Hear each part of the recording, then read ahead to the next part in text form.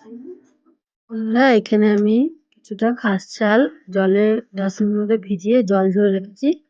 আর এই দেখো এখানে আদা, হলুদ, গরম মসলা, লবণ, ঘি দিয়ে আমি এই চালটাকে মেখে রাখবো। আজকে করবো হলুদ পোলাও আর নিরামিষ আলু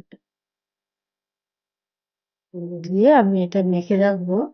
আমি এটা মেখে রেখে আলুর দমটা করবো। তোমরা কে কে ভালোবাসো অবশ্যই কিন্তু কমেন্টে জানাবে। আমি আমার মেয়ে কিন্তু খুবই ভালোবাসে এই জিনিসটা। মেখে রেখেছি আর এই দেখো কাজু কিশমিশ আর এই গোটা গরম মশলা তেজপাতা রেডি করে নিয়েছি।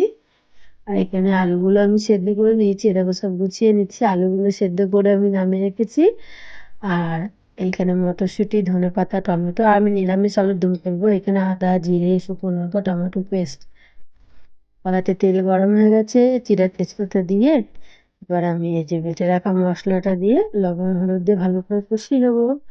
তারপর মটরশুঁটিগুলো দিয়ে আবার একটু কষিয়ে আলুগুলো দিয়ে কষবো।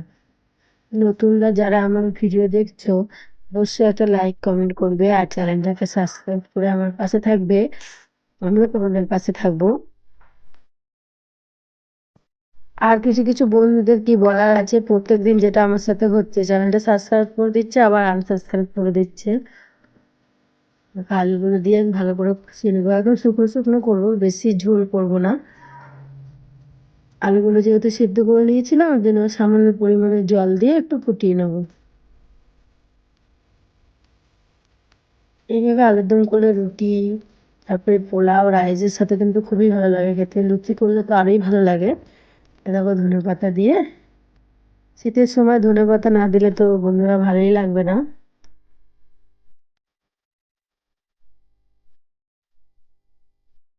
রেডি। এবার আমি পোলাওটা করে নেবো।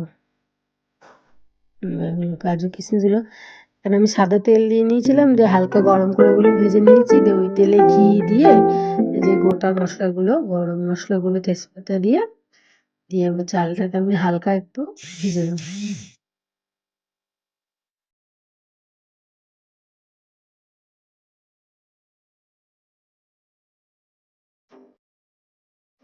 গরম জল করে নিয়েছিলাম আমি, ভাজা হয়ে গেছে। এই কাপের আমি 2 কাপ দিয়েছি গরম জল, আর সামান্য পরে একটু লেগেছে দিয়েছিলাম। ফুটে গেছে, দিয়ে এই কাজু কিশমিশ ভাজাগুলো দিয়ে দিলাম, দিয়ে আমি ঢাকা দিয়ে দিয়েছিলাম। জলটা শুকিয়ে গেলে লবণ যেহেতু দেওয়া ছিল, এবার সামান্য পরিমাণে একটু লবণ আর যেমন যে যেমন চিনি খাবে সেই পরিমাণ মতন চিনি। আমি একটু মিষ্টি মিষ্টি ভালোবাসি, এই জন্য চিনির পরিমাণটা একটু বেশি দিয়েছি। নামানোর আগে ঘি দিয়ে রেডি করে নিয়েছি। তারপর চলে এলাম দুপুরে খাওয়া দাওয়া করতে। আমার খাবারটা আমি গুছিয়ে নিয়েছি, তোমরা কে কে খাবে অবশ্যই চলে আসতে পারো। চালের দমটা দেখো, চালের দমটা কিন্তু সেই হয়েছিল খেতে।